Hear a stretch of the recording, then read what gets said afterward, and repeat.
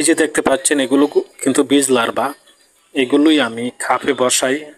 এটি কিন্তু আলাদা করে রেখেছি। এখান থেকে যেগুলো উপযুক্ত বীজ লার্ভা সেগুলো কিন্তু এখানে রেখেছি। তারপরেও এখান থেকে কিন্তু একটু বেছে বেছে কাফে রাখবো।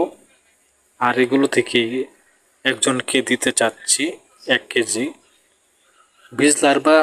যদি কারো লাগে তাহলে নিতে পারবেন, সমস্যা নেই। এখান থেকে কিন্তু এক একটি বীজ লার্ভা এক একটি কাপে রাখা হয়।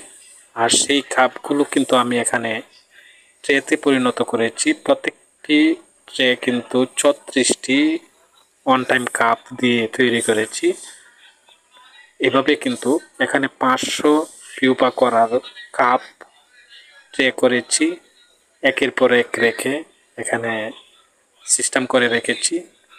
প্রতিদিনেই কিন্তু আমি 100-200 পিউপা এখানতে সরাই।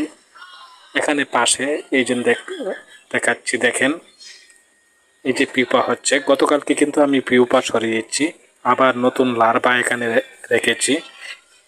এই যে আজকে আবার এখানে পিউপা দেখা যাচ্ছে। 2-3 দিন পর পর কিন্তু পিউপা সরাই।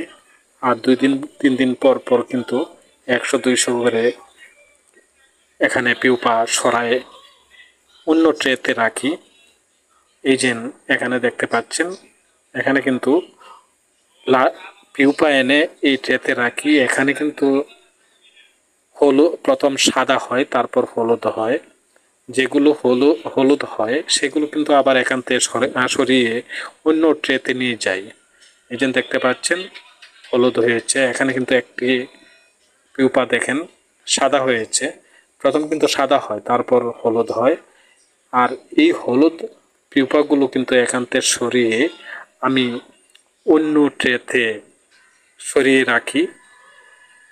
আর এভাবেই কিন্তু এই যে দেখাচ্ছি, এখানে কিন্তু এই যে হলুদ যে পিউপাগুলো সেগুলো এই বক্সে, এখানে বক্স রেখেছি, এই বক্সে কিন্তু রাখি।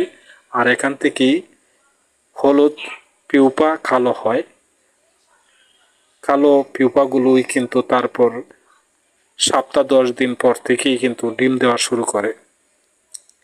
এভাবেই কিন্তু আমি একের পর এক বক্সে পরিবর্তন করি। আর এই পরিবর্তনের মাধ্যমেই কিন্তু বিটল পোকা চক্রবৃদ্ধি আপনাদের আজকে দেখাচ্ছি। হয়তো কার্যক্রম নেই আজকে, যার দরুন